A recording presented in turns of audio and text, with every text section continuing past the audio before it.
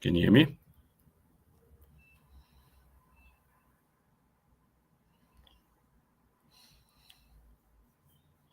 I can't hear you for some reason.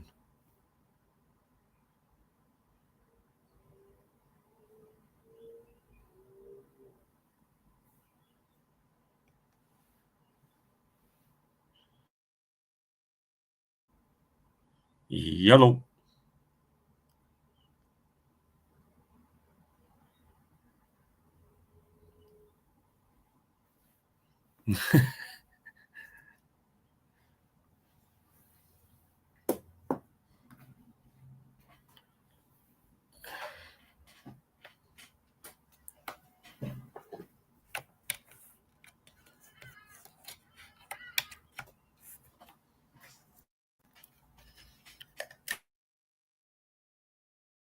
Hello.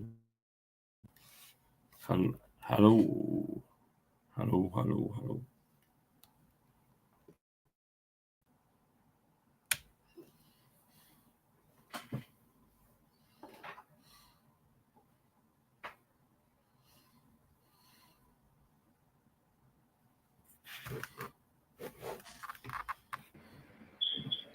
Can you hear me now? There you go. All good? Perfect. How are you? Oh, all good, Duan. Nice to have you in here, mate. And pretty much okay. Just working hard. I know. I can see that. No, not me. You. Haha. You working hard, son. Yeah.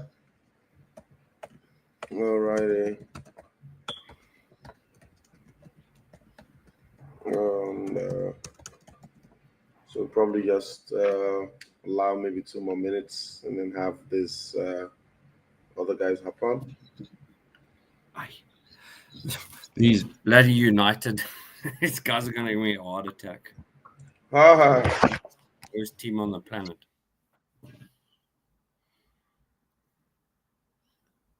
How's your team going? Oh, your sound's gone again.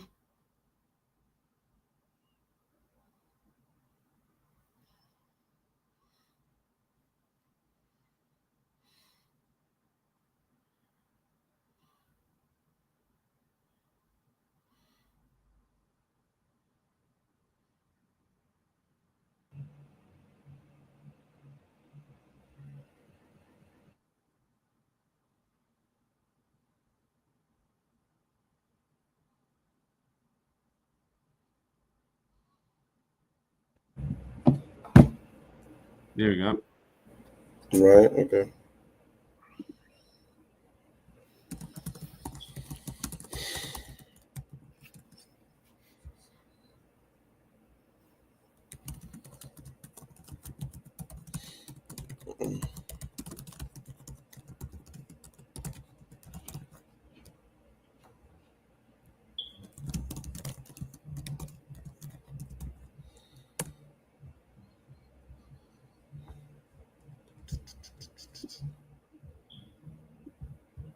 You're expecting a lot of people.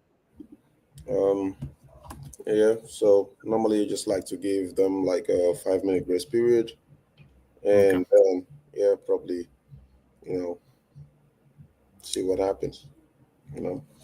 But yeah, I think we can just get it started. So, Duan, welcome to the African Football Unfiltered podcast. Thank you. It's definitely a pleasure to have you on here, my friend.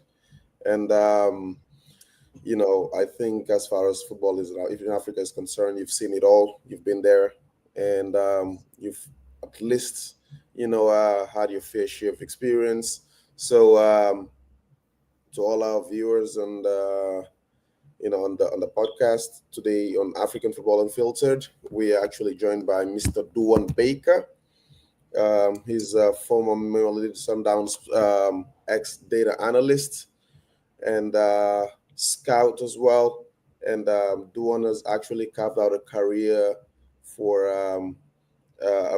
He's carved out a career out of scouting and data, you know, working for one of the, if not the biggest club in Africa, and he's done a lot of work with the youth as well as the top of first team as well of Sundowns. So I'd just allow him to do, um, you know, introduce himself as well, and I think he would do a much better job. And we'll just hop into it right away. You, you did a great job. It's good to see you again, my friend. No I think the problem. last time we saw each other was at the football summit in Durban, if I'm not mistaken. Mhm. So a lot has happened since then. But yeah, from my side, very brief. Overall, I had a football business when I was younger called Soccer Monsters. I sold it, moved to Cape Town to study analytics and data visualization. Mhm. During that time, I started another business called Elite, where I was doing coaching. But what I had done is I had gone specifically for under nines, under tens that showed certain characteristics. And I played against Ajax in a friendly, and we ended up doing very well against them. And then I got offered a coaching role there. When I arrived at the club, I didn't quite understand how they were scouting for players, because the way that I saw the players was very different. Not that I saw better, it's just I sort of see longevity versus short term versus fixes versus, which we'll get into. But I was with Ajax for about 3 years and then moved to Highlands Park, Berea, Albion, where they ended up winning promotion. And then I got called back from Ajax again. They wanted to hire me again, and I landed up sort of heading the visualization and like media side, head of like data, and a very weird plugin, but I landed up going back that direction. And then during COVID, I was doing a lot of like data online, and one of my mentors, a guy called Sean Bishop, who's now actually at Royal Union in Belgium. He left Sundowns a couple years ago as well. He took me over to Sundowns because they needed somebody to scout while COVID was happening. So I left Ajax and then went through to Sundowns, and then recently, about 4 months ago, left Sundowns, and we'll get into that part now. But yeah, I'm now director of a sports institute called ESCA, where we develop very specialized type of players so that we can send them abroad using data, using visualization, using videos, all of that sort of stuff. So yeah, that's where I'm at the moment. But I think later towards the latter end of this podcast, I'll explain the other project that I'm on, which I think might interest you and the viewers as well. Absolutely. That was definitely insightful, and pretty much I think today we will be dwelling on one a lot of um, recruitment strategies, at least based off of the various clubs that you've actually worked for. And most importantly, this podcast is designed to be very educative. And whether it's for footballing stakeholders, scouts, agents, players, we just want to keep it as educative as possible. And I think this is one of the reasons why we as a continent, as far as the sport is concerned, we have a lot of problems. We have a lot of unsolved issues. One, because I think majority of the people involved are very uninformed. So jumping right into it. So today, would like you to run us through a background and your journey. Can you tell us about your journey and into scouting and data analysis in African football? What was your role like as one of the most at one of the most successful clubs in Africa, and how has Yeah. your perspective on football evolved since you started working with data? Look, I think let me go back before Sundowns. I'll go back to Ajax days. So Ajax was interesting because you got to see how the Dutch guys did it, because the Ajax Cape Town and Ajax Amsterdam were sister clubs. It was their sort of harbor for African talent. And there was a moment that sort of struck me. There was a boy called Lassina Traore from Burkina Faso that they had scouted at around 16 years old. Okay. And they brought him through, but they brought him through with 4 different coaches at the time. They brought him through with a nutritionist, personal performance coach, linguistics coach, and I think a bio of some sort. And he wasn't allowed to play in our first team, but he was completely looked after from these 4 coaches. And I realized that the way that the guys at the top are doing it versus the way that we're doing it, we're doing it very sort of like flatline. We're trying to produce players just by putting them on the pitch, which is not how they do it. They cover the full part of the footballer, including data, and this is not just data as far as like what the field presents. It's data as far as what they eat when they wake up, what they're doing at gym.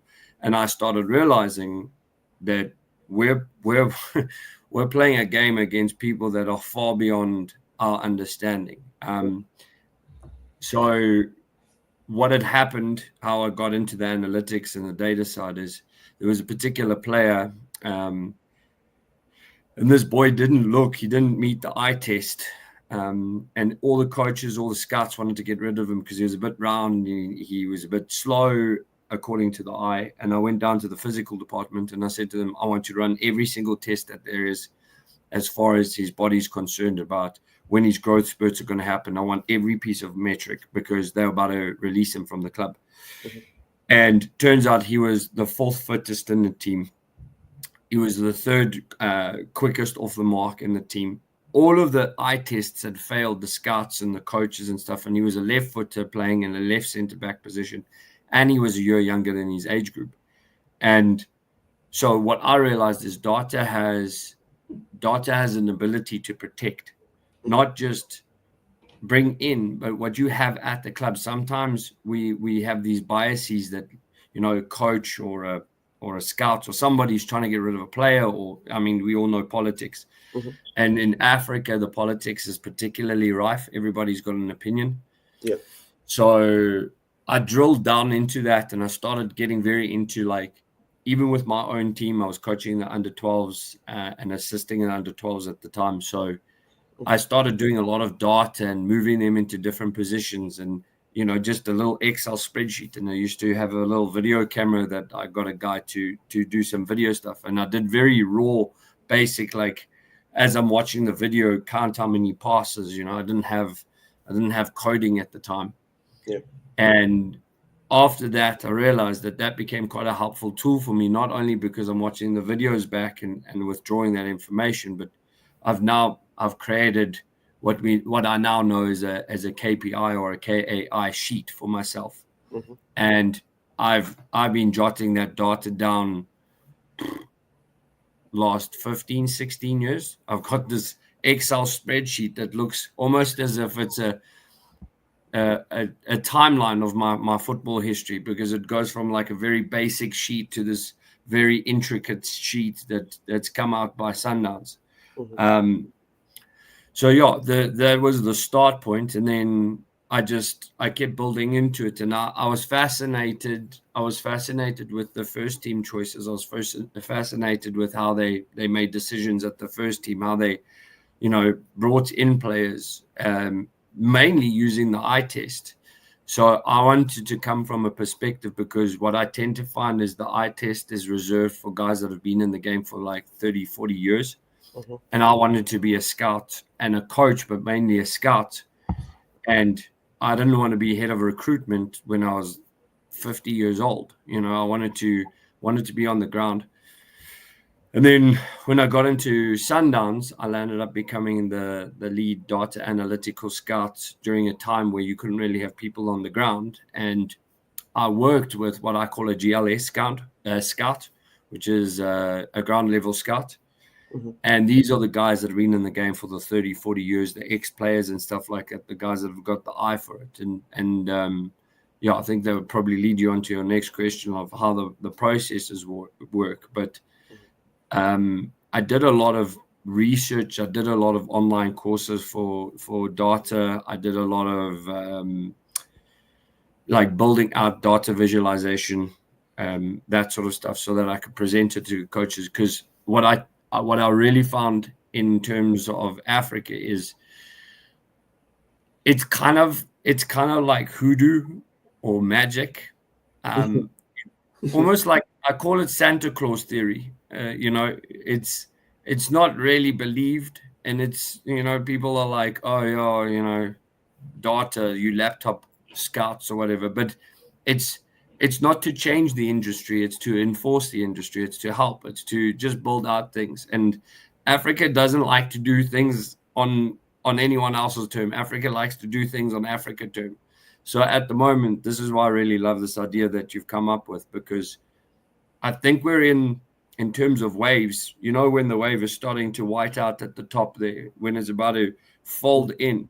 I think we're there. I think we're on the cusp of something happening, where, again, the announcement later on, I'll let you in on some stuff, but we're so close to unlocking such a big part of Africa just because of data, just because of video, just because, there's these guys now that can, for the first time ever, you've got guys in Europe that don't need to have a group of Africans go there to Europe. They can actually see them from their home, from their laptop. I've set up things with guys where I can watch videos from where I'm sitting. I can watch fields from home.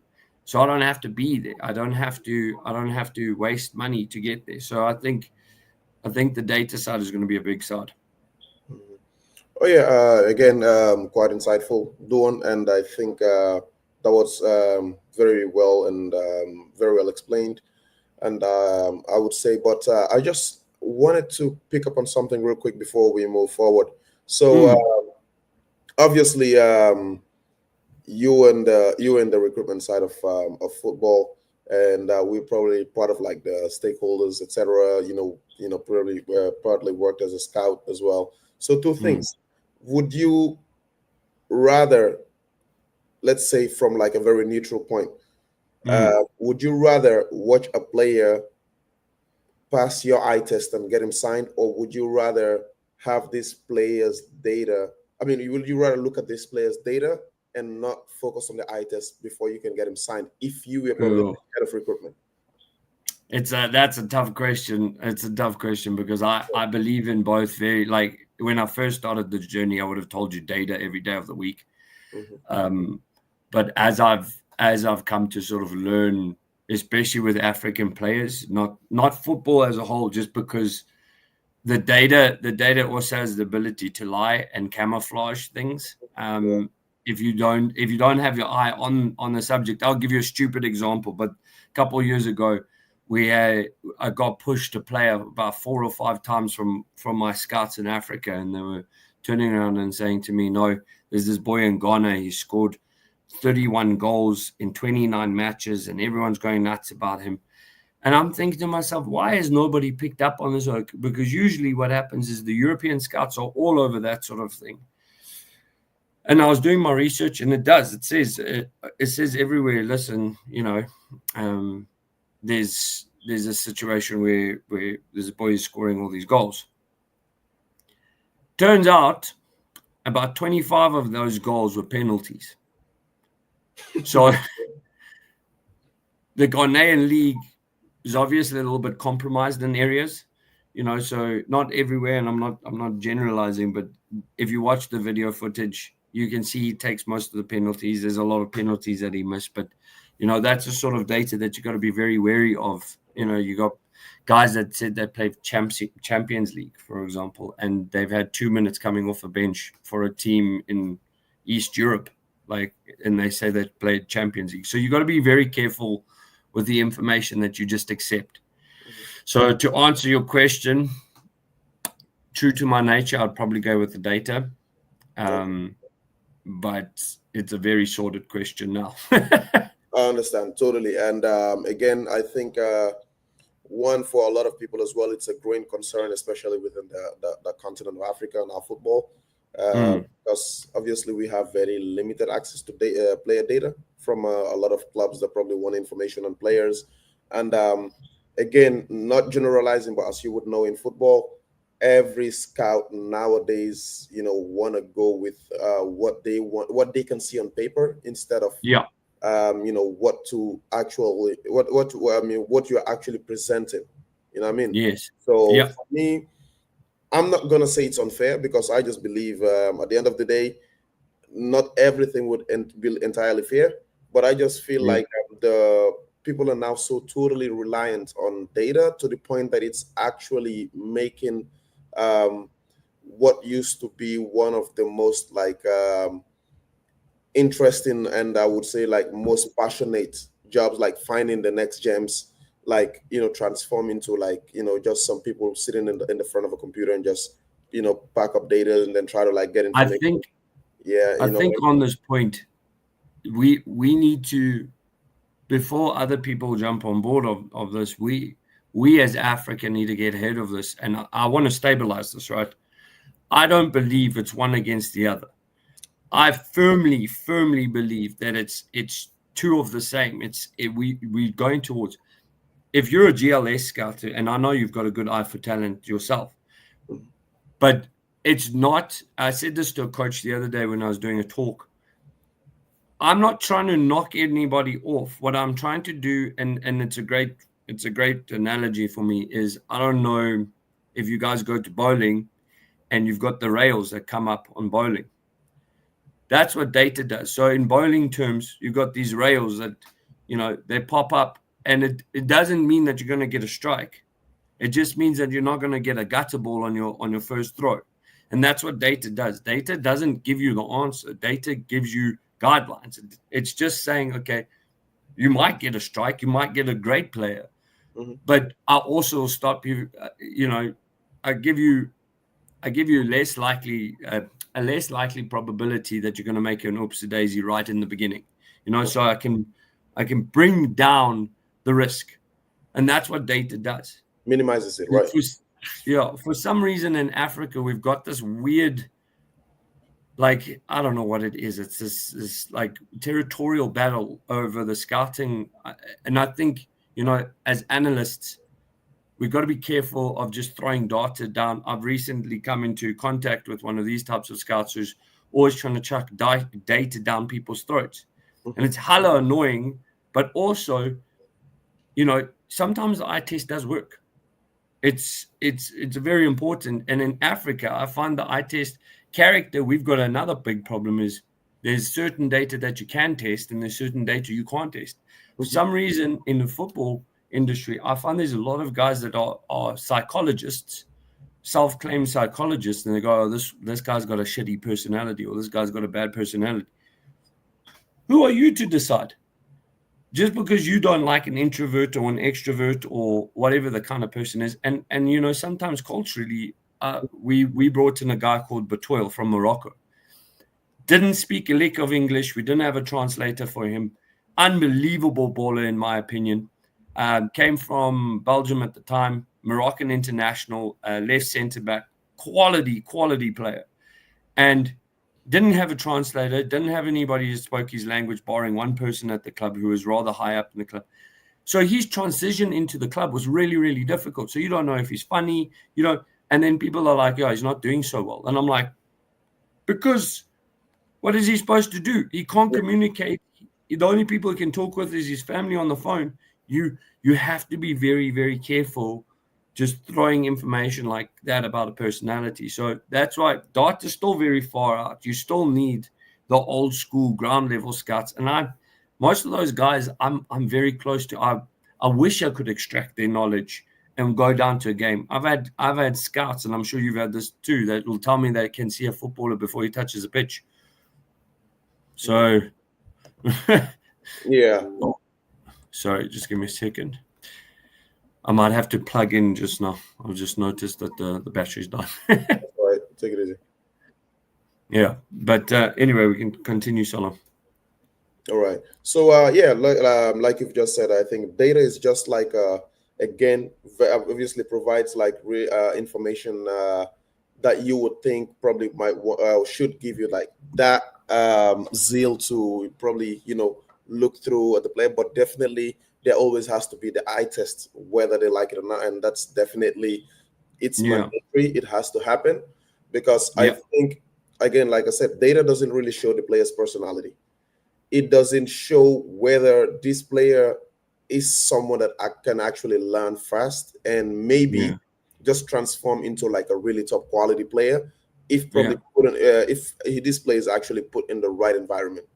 So I understand and I believe in the whole concept of timing and right place and right time. Yes, that happens, but at the same time, I just think and feel like the chances of that happening also have to be maximized.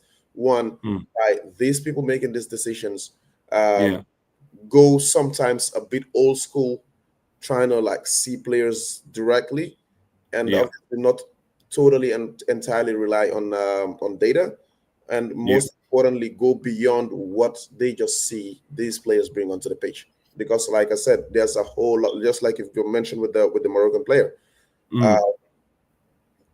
sometimes I feel like a lot of decisions also come from a bit of a biased point, or maybe just from like personal emotions. Like, I don't like introverts, extroverts, just like you've just said. So again, for the viewers and a lot of people that are involved, these are also very, very, very big possibilities in the world of football. And I can jump on that. So the book that I'm writing, I talk about your bias as a scout comes from your experience, right? So when you started off your journey, let's say you found a left center back, or you like big, strong players because once upon a time when you were younger as a scout, you had a left center back that won you a game in the last 90 minutes. It's you get these biases that you get stuck on a lot of the time. You get these biases that you get stuck on a lot of the time, and again, data is not there to knock you off of that, but scouts are creatures of habit. I mean, half of the data that I do, funny enough, is pattern play analysis. So I pick up on habits. I did a whole talk about this last week or the week before last about how I can track players and the way that they play and how they get their goals. There's certain players that have very particular habits, and we know this, what the data does. And I can even do it for coaches. I can track habits of coaches, the way that they play, how they bypass certain lines, which side of the pitches they like to play. Scouts don't have to be knocked off of their biases, but they have to be protected from themselves sometimes. That's all that data does. That's basically what it is. It's if we had a quick fix solution, and I do believe there's guys like Damien Kamali, and I think he's now TD or something at Juventus.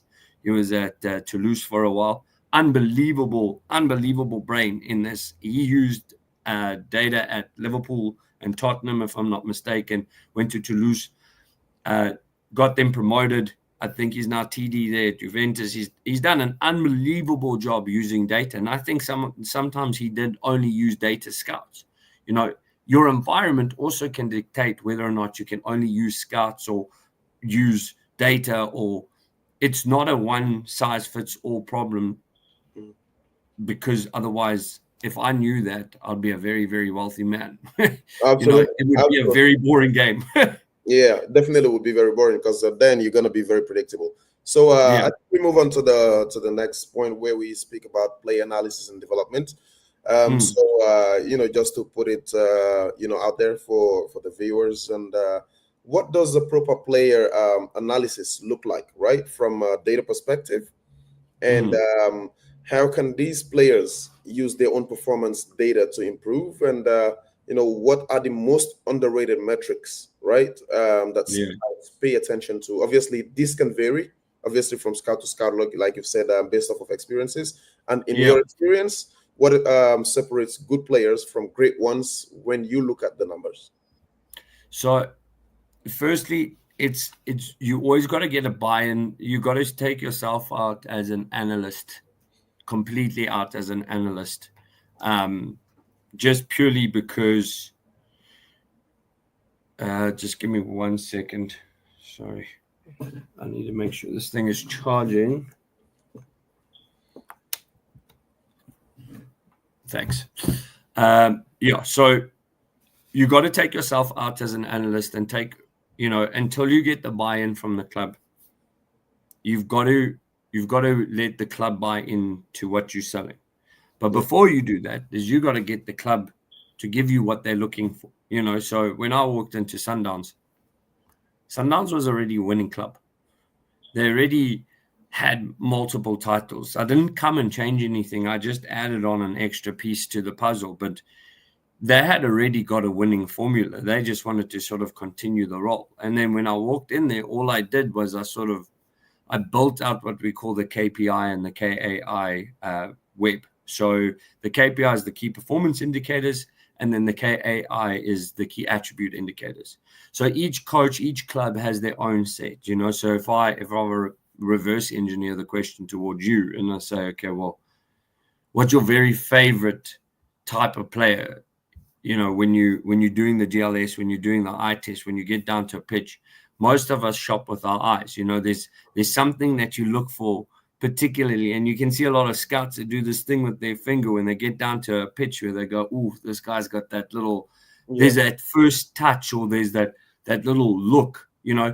Data doesn't pick that up, but data can pick up awareness. Data is getting stronger nowadays, where there's more points that are coming in. You can see people's awareness, decision-making timing is starting to come in, getting all these extra metrics that are coming in that you get to pick and choose. You get to pick your top 10. So the example I could use would be Batoil again, the center back. When I walked in, we had 3 head coaches at the time. Mm-hmm. And I had a boss called Esrim Nyandoro, who is unbelievable footballer in his day, a really, really good scout with the eye, very quiet, introverted kind of guy, but unbelievable understanding for the kind of player that would fit into Sundowns. Mm-hmm. So we were asked for a left centre back, and how they used it is they said, we're looking for a Nascimento alias Shut type player. And in terms of data, that means absolute garbage to me. That means nothing unless I've got the data on this player. And you will see a lot in football where coaches or scouts, they compare, they go, oh, this guy is like this player, or this guy's like this player. Yeah. And they're referring to something very particular. What we then did is I went back and I got as much video footage as I could of these 2 players, and I liquidated it into data, right? So I wanted to know what an alias should look like in terms of numbers, and I wanted to look like what a Nascimento looked like in terms of numbers. And I grabbed those highlights. So Nascimento was a very good offensive, defensive player. So he was good at getting, the diagonal balls and getting goals and being in set pieces. He was very good at that. And Alias Shut was a very good 1v1, play out from the back kind of defender, cut you down at your knees kind of guy. So I took those, I put it into the computer, typed out my data structure, and went into Huddle, which we had Y-Scout at the time, and you put your information down there and you start extracting information on those key metrics of those players. And then I got 5 options that popped out. Now this goes back to your other question, which was I took those 5 players, I went to Esrim and I said, all right, here's 5 guys that I believe hit the data. The other guys, the other scouts, the GLS scouts, they can throw in their players, and we'll take a look at all the videos. And then what happens is he would go and sit and watch large amount of data, video footage, and get the information back. And he would come back as the head scout, and he would say, right, these are the 3 that suit the Sundowns portfolio. Because now you've got to deal with guys that you can get and agents and ones that are available, because you have to have the different options. So we tier them, tier 1, tier 2, tier 3. And we had 2 locals that had popped up, maybe like 4 and 5, and in terms of South Africa, we've only got 5 foreigner spaces. So you've got to be careful which foreigner you use. You have to make sure that you've got a player that is actually going to play. Mm-hmm.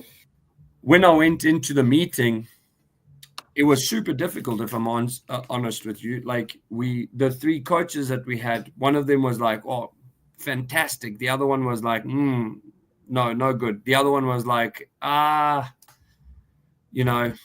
maybe.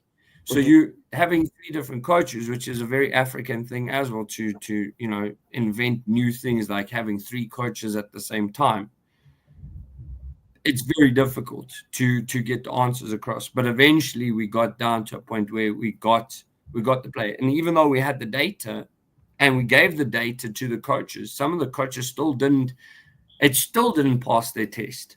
And you're showing them, you're saying, but in terms of what these ones are capable, like his joules versus his joules, if you match it minute per minute, this guy honestly is much better. But they won't see that until they've convinced themselves. And that's where the difficulty came in. So eventually when we got one head coach, that changed the game a bit, because then bureaucracy was more like minimized at the time. And obviously you got like probably one person that's able to call the shots instead of having to be decided by 3, 4, 5 other people. Much easier. Yeah. Much easier. I understand. Sorry, in Africa, I think there's also a lot of other things at play. The ownerships and the coaches. There's a lot of different people that get a buy-in. And if I had to streamline it, if I had to be called into a club and said, okay, streamline the process, I'd make 2 or 3 people in charge of that recruitment process to protect your philosophy, to protect your ethos. But mainly, I wouldn't have a person like your technical director or anybody like that coming in and sort of disturbing that sort of process, only because you have to hold them accountable too. Because when that coach or that scout starts making mess ups, you can't release your technical director. He's got other projects. You have to hold that person accountable. Absolutely. You can't do it as a coach, because when the coach leaves, then all the players you've gone on board don't make sense. If you've got a development coach who wants to sell players, or you've got a club like yourself who very good at developing players and you want to move them on to the next. So you have to have, I would streamline the process, and I would make those people very accountable for their action.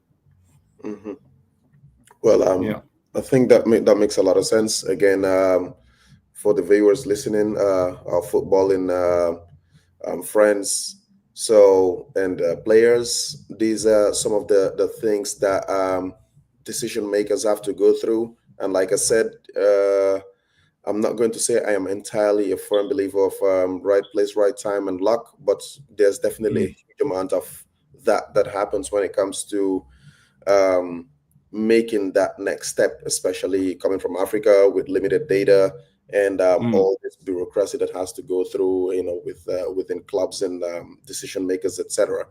And so I'll say, now in your experience, what separates the good players from the great ones when you look at the numbers? And I'll also like to know, what are the most underrated metrics that scouts pay attention to? With relation to African players. Yeah. So look, African players have something very unique, which you can't really summarize into numbers, which is when I went to France and Netherlands last year, and I was trying to figure out why they don't really scout from Southern Africa so much. We don't have that many players. I think it's your quality in the sort of East Africa, West Africa, North Africa sort of side, where you're willing to take on anything, like anything, to be successful. And a small win for an African player is a massive, massive moment. The getting into Europe. So how that translates onto the pitch is, when you usually get an African player in terms of data, their pressing is incredibly high. Their physical metrics is incredibly high. They are specimens. 99% of the time, you've got absolute specimens. And France, the scout said to me, and it was funny because he said, it's very rare that we try to look for a defender, because the African players are almost hot-headed. The game moves like this. They don't have this ability to just calm the game down. But as we were talking about this, his under 14 group came out, and I think there was 4 or 5 boys that were from Africa, so from Morocco, I think Ivory Coast, a couple of those places, and they were these. If I tell you, these specimens, these big, burly, muscled out, and I mean, look, the other problem is age gene for the most part, but there is good DNA in Africa, and these boys came on. And let me tell you, they lit that pitch up. For physical metrics alone at that age, they were lighting. I cannot wait to see what those boys look like at 18, 19 years old. They're going to be monsters. So in terms of data for Africa, I think we don't focus enough on the physical stuff. I think we focus a lot on trying to copy something we can't copy. You want to appeal to European scouts in an African market with African competition value. It's pointless.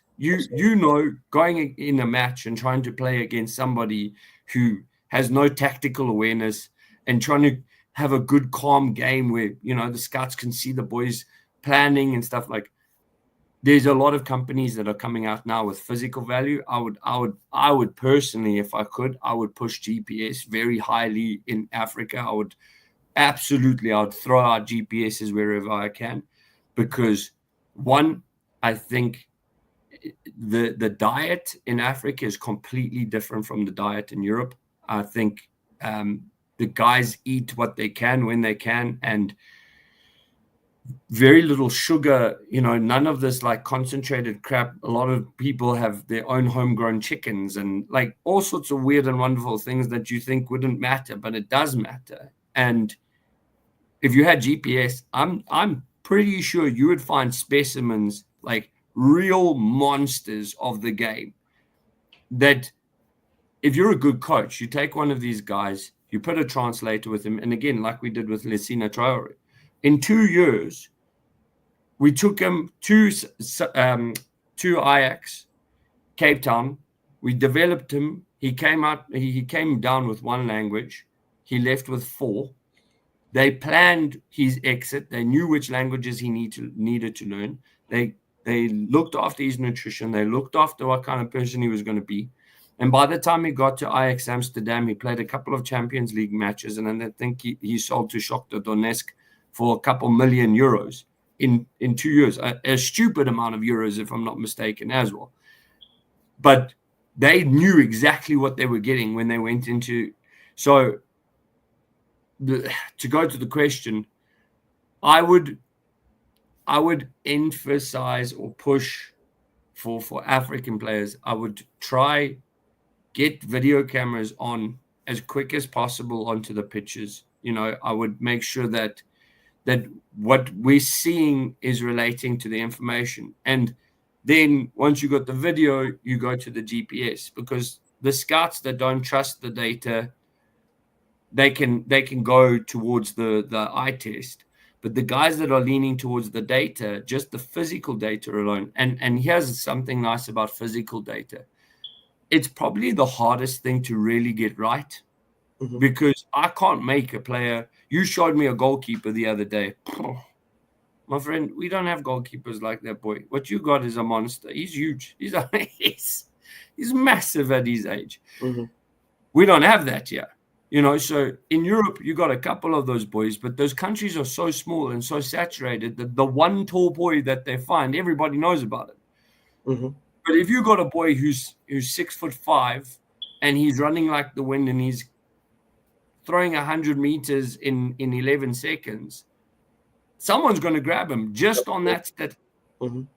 So that's what I would suggest to all African coaches, African scouts, African club owners, is go get a camera or 2, put it up on a fence, do what you need to do, live wire that thing, create a little website, put a code to it, and say, hey, listen, to any scouts wanting to watch our game on a Saturday night, Friday night, here's the access code to this. It's only going to do, and let me tell you, you sell 1 player and it justifies that camera. That's it. You never have to do it again. Now you're known as the place that's developed a player. Now you're getting more players coming to you saying, hey, listen, can I come into your academy? So you start the flow immediately. I don't know why, honestly, I don't know why we haven't leaned more into the data, but you can create. I don't want to lean towards the data in terms of how you play in your country, because 9 times out of 10, I can speak on behalf of Sundowns, right? Sundowns at the moment, I believe they don't take players without data anymore, because the risk is too high. The financial risk is too high. You're spending a couple million, 20, 30 million on a player. You can't just do that anymore. You used to be able to take a risk and lose a million or two, but now clubs have to have the information available, and everybody's looking for the next cheap player. Right. There was a whole talk we did a couple of weeks ago about how the price of players is exorbitant. And because of data, the football world has become very, very small. The videos, everyone's got access now. So where's the last mecca of minerals, of diamonds? Africa, South America, all the third world countries, they've still got these monsters, and they're huge countries. So Lagos, I mean, how many people are sitting in Lagos alone? So for me, I would put up cameras, and to finalize your question, I would lean very hard into their physical. You watch enough TikToks, you look at some of those guys, and you think to yourself, oh, there's no chance that we can find one of those where we live. All righty. And so the next one would be, in your experience, what separates the good players from the great ones? Off the ball. Africa has another huge problem with the off the ball stuff. Understanding, so there's a lot of metrics nowadays that give you a good understanding, and you got all these heat maps, and you got these patterns, and you got all these wonderful things. And what I tend to find is African players want to play when the ball's at their feet, but they don't want to play. And depending on the league, but most leagues, you're about on the ball 3 minutes, 2 minutes, 3 minutes out of a 90-minute match. The rest of it is controlling the game, being in a position, and things like awareness, decision making. These things can be timed now. All of these metrics can be timed. One of the stats that we use quite a bit is counter pressing. Counter pressing gives us a lot of information of, where is this guy willing to get the ball back, and how quickly can he get the ball back? Where can he get the ball back? Not so much people focus on things like possession and stuff like that, but it's not a massive metric for me personally, because it has to be paired with something else. Possession has to be paired with pass accuracy. A lot of data has to be paired. But counter pressing, you can have a counter presser that doesn't really have to be paired with any other data. And that's a wonderful stat to have, because the game has become very much about that. It's what happens when you don't have the ball. So, for players, I would increase that piece of information between the great players and the amateur players. Is the data that really, really works for most scouts is off the ball information. Okay, so that's a long conversation. Absolutely. So we move into a very, very interesting. I would ask a very interesting question, and I think most of the one, again, very important for stakeholders and probably African agents, but most importantly for the African players. So we look at trials and pathways to Europe, right? Yeah. So from your experience, how or what does a trial-ready player one look like from both data and scouting perspective? And how important is mental preparation? Or should I say, is mental preparation more important than physical preparation for trials? So I'll give you the example. I'll give you the story. 2 boys of mine last year, South African boy and a Congolese boy who lives in South Africa, went on trial in Spain. Both of the boys failed before they touched the grass. So what a lot of the scouts do there, and this is not for everybody, but remember, if you've got access to all the talent in the world, you don't have to look for talent anymore. Now what you're looking for is what breaks that talent. The problem solvers, the guys that are hungry for that next win the breakthrough performers. So the South African boy arrived. They gave them very little time to try get from the airport to the training. They also gave them the wrong address. The scout was sitting in the airport, but didn't tell them that he was there. The boys didn't even know that they were on the same flight as each other. He just said to them, training's at 9. Good luck when you arrive. See you at training. But didn't arrange transport, didn't organize anything. And the South African boy was trying to get data and trying to turn on his roaming, and he couldn't figure it out. And he went to a restaurant and he sat down and he had a burger and a Coke. And the scout ruled him off immediately, saying poor nutritional understanding, poor behavior displayed before the training session. Out. The Congolese boy went around with his phone showing everybody there, where he needs to be. And they were like, this is the wrong, where you want to go versus the address doesn't make sense. And managed to get him there. They got him booked in. He got into accommodation and was doing everything. And then what the coach did is he went up to the captain and he said to the captain, go invite all the trialists out into the town in the evening and see which ones bite onto the bait. And unfortunately, he wanted to try fit in, so he took the bait, and then immediately he was ruled out as well because he was easily influenced. So scouts, before the data, before all of that stuff, what they're doing is they're culling the herd way before you even get onto the pitch. And yes, you do run the risk of losing a very good player because, sometimes there is a good player within that group. But again, they spoiled for choice. They get to pick the puppy that they want, So yes, you might miss out on one or two, but the truth is most of the time you won't, because if they can't problem solve, if they're easily influenced, if they've got a poor attitude, whatever the case may be, they cull themselves out before they even get onto the pitch. When they get onto the pitch, then there's a whole new ball game. Now you have to show character. Now you have to show, this want to be involved, and you have to show this. And I say this to a lot of my players that go out on trial.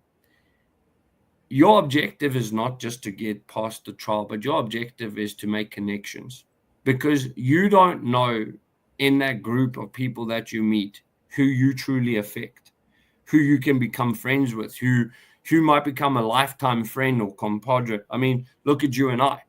Mm-hmm. We hit off a friendship from nothing. Right. Just because you happen to have the ability to come over and have a conversation, we got along, and we sit on this conversation now. Absolutely. So, so when you get into those trials, free yourself of trying to just, I tend to find they put too much pressure and they forget what they're doing there, so play football. You're good at it, but make connections. Mm-hmm. Get in touch with the human part of the coaches. And not everybody is into it. Not all of the coaches want to be your best mate, because they have to make hard decisions, And again, something I've written in my book as well, and something I've heard before. The pen of a scout is probably the sharpest weapon in the world, because all you need to do is rule one line through a person's name and you can change their life forever. Or a tick. You can change their entire family for the rest of their life. You can change that family. So you are there for that tick. Mm-hmm. So you got to show character. You got to show want. Can I pick up the soccer balls? What do you need help with? When you're at lunch, mix and match. Talk to the other guys. Even if you don't know the language, Google it.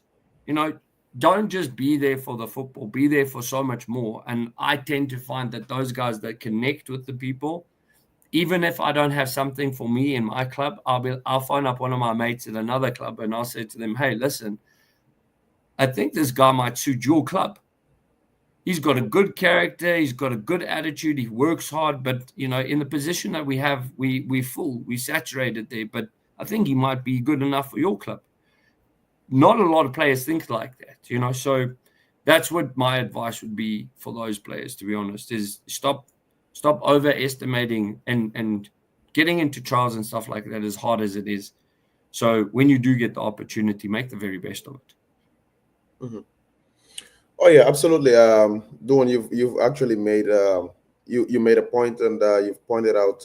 I think the example that you've just given, obviously, which is something that actually happened, relates to it. And so for footballers, again, as much as you might think that was harsh, because um, it might not necessarily be probably the South African kid actually had like a poor choice of like diet. It's probably Mm. maybe he's just like been flying for so long that he just was hungry and would probably eat anything. But like Yeah. you've said, they're spoiled for choice, and at the end of the day, they get to choose what puppy they want, right? So there's not really much you can do. And for the Yeah. Congolese kid as well that took the bait, um, I want to say like when it comes to assessment, there's just a whole lot more than goes on whether it has to do with their poor choice of diets or whether it has to do with their technical abilities, and um, their social lives, etc. So again, a whole lot of things go into it, Can and I add sometimes, on to that? yeah, Sorry. sure, Can go I ahead. add?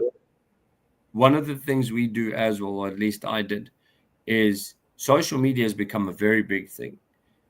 And what a lot of scouts are now doing is they've got all these new. I've seen a couple of them guys have approached me on LinkedIn with. So what we're trying to build out now is because the market for analytics and data is saturated on the performance on the field. Guys are starting to build out like I can click on a player's name and all the information from LinkedIn, WhatsApp, any information that it can grab off of the internet, from TikTok to news articles to whatever, you can actually draw that up. So I can go and click on a player's name and go into their information, anything associated with their name, and I can go see what kind of person this kid is. That's why I say, we've moved into a space where you've got to be so careful about the stuff that you post, about the people you hang out with. I mean, a great example would be the Pogba situation that recently happened. Mhm. It's a super unfortunate situation, but it leans back to what Africa is. It's tough as nails. It's mean. You don't know if it's your brother over your shoulder or your mate over the next that's going to be the one crisscrossing you. You have to be so careful of what you put out onto the internet because it could cost you your career. Absolutely. So put the stuff that you want people to see out on. Don't. I is it what's the boy from Chelsea? His name's just jumped out of my head. Um, Ngolo. N'Golo Kante? Yeah, that's the one. Um, my suggestion for most people is live live your external life like him. Even if you're a high extrovert in your own time, be like him. He's the world's favorite person. Most people I know absolutely love him. Something about him. He's humble. He's down to earth. He does whatever he needs to do. He just keeps to himself. And Yeah, that's my suggestion for players yeah. is it's much more than just your ability to kick a ball. Oh yeah, absolutely. So for example, the one advice that I always tell to my players, Mm, and or I would give any like player that probably ask me for advice, or mm, that's actually like chasing this dream of becoming a pro footballer, it's always one mm, thing. mm. This job that you're trying to like make a career out of, that you've probably not even started yet, and there's a very strong chance you're definitely not going to make it. Yeah. You got to understand that it's a noble job, Mm, it's a sacred job, and yeah. at the same time, it's one of the biggest jobs in the world. It pays you more than it pays doctors, Yeah. engineers, and Yeah. it's not like you're doing, a more impactful or a more important job than those people. So the most Yeah. important thing is, like you've said, one tick could Yeah. change your life, your entire family's life, your Yeah. friends' lives, and probably even people that you never even thought existed. Your entire country. Let's not Exactly, forget, right? because we have footballers that are actually more powerful and influential than politicians now. We've had So footballers because of their footballing background gone on to be presidents, George Weah, right? And I we've was had yeah. footballers that have actually gone on to be politicians. And I would say it doesn't necessarily mean, and it doesn't entirely mean that all of these guys were actual like Harvard or top university graduates or anything. Mm, But because obviously they had like a certain type of base and an influence, So Yeah. it became something different than just an ordinary person. So I like to say to them, don't you ever think like the ordinary guy, because an ordinary No. person or a normal person doesn't mind what they lose. You Yeah. have a lot more to lose, and this is where you're different. I can afford to go to parties at night, right? Yeah. I can afford to do whatever I want to do. Like you, as a Yeah. professional footballer, like someone like with ambitions to become a professional footballer, that should never be like you're exempted from that. You can't be part of anything that has to do with that. You know what I That's mean? why you and I. From what you That's why bring, you and I align you know what I mean? So because of pretty much this is just the advice that I like to give them. I was like, yeah. it's a noble job. It's a massive business. It's you have the power and ability to change lives. You become as powerful as people that actually rule the country, because you look at people like Sadio Mane, the amount of influence they have in the country. I They've transformed the whole village. I use I You know what use I the example. mean? Mhm. I say Didier Drogba almost stopped an entire civil war Exactly. because he can kick a round thing into a rectangle. That was his skill set. I say to all my players, in Africa, you have a much bigger responsibility. This is why football runs deeper than people. I don't look like a son of the soil, right? I happen to be a little bit lighter in pigment in terms of being Right. African. But the thing is, I still feel it true. So most of the guys that I know, I mean, you try stand in a group of Nigerians or Ivorians when they're having a conversation about football, it's in their Yeah. soul. Hmm. Africa feel football here because it's so much bigger than people realize. When you come here, we're not about ripping each other's heads off, but we know what that 10-year little, I don't like using the term career for it, but 15 years, but Hmm. that little 15-year gap of you just making it into what you need. You can build a hospital and name it after your mom or your granny or your dad. You Hmm. can build a school. You can change an entire town. And you do, as you say, you become hyper influential. So if you going out in the evening and having a drink and you think you're going to be a footballer, you might just be a footballer. Yeah. But the problem is in Africa, we don't need footballers. What we need is change. We need people that are going to go out, get all this stupid money, come back and fix what was broken. And yes, it's not your responsibility, but I can guarantee you it's the fastest way. If you want to really make impact, that's the kind of guy I personally look To for be as a honest, for scout. me, Duan, I believe it's more like it's a social responsibility as a son of the Beautiful, soil. yeah. For me, I think because at the end of the day, like you said, we need to fix what's broken.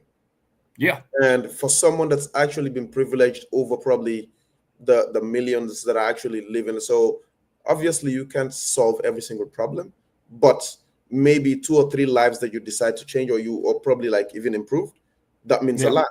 It goes a long way. So That's yeah, how so we have like 5 more minutes, and I think we're gonna wrap it up with two more questions. So perfect. one of them would be, what would you rather have, a player that is more mentally prepared for a trial, or a player that is more physically prepared for a trial? Mentally, because physical, you don't know what the physical measurements are going to be. And in Africa, 9 times out of 10, the physical is going to win. The mental is where we break down. So I would, and again, what we just tested for, what we just spoke about, is it's Mhm. the hardest thing. I can measure physical. I can't really measure mental. So that's what I look for. Okay. And Yeah. so the final one would be, so what advice do you have for young players dreaming of playing professionally in Europe? What I mean, I want you to be as harsh and as real as possible. And Yeah. what would be your advice? And what would be at least not 100% guaranteed, but at least like a definitive pathway for these guys to get that edge over like most of the other players? Shift gears. So my rule of thumb for most players and parents is the rule of three. The number three in football is probably the most important in terms Mhm. of triangles, in terms of 3v3s, all of these sort of things. But the rule of three for me is very important. Mhm. You can focus on your football, but at the same time, go do your CAF license. There's nothing that's going to stop you from doing your CAF license, because guess what? The worst thing that can happen is you learn a little bit more about football while you're still a player, and you're actually getting something, and you still land up in your industry. So you still land up being somebody part of football, because being a player is so very narrow, from injury to short careers to not having opportunity. Nobody stops you from being a coach, and a coach, you can be a coach for 20, 30 years, Yeah. So I would push that. The other side that I would push is, stop with excuses, because excuses are the killers of kings.